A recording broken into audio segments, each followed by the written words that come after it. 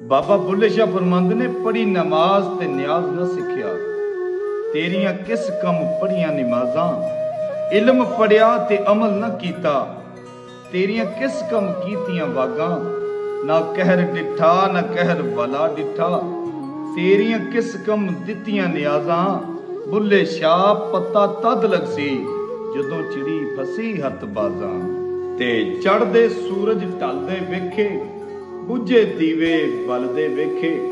हीरे दा कोई मुल ना तारे, खोटे सिक्के चलदे वेखे, जिन्हां दा ना जग ते कोई ओ भी पुत्र पलदे वेखे, जिन्हां कदर ना कीती यारी दी, हथ खाली ओ मलदे वेखे।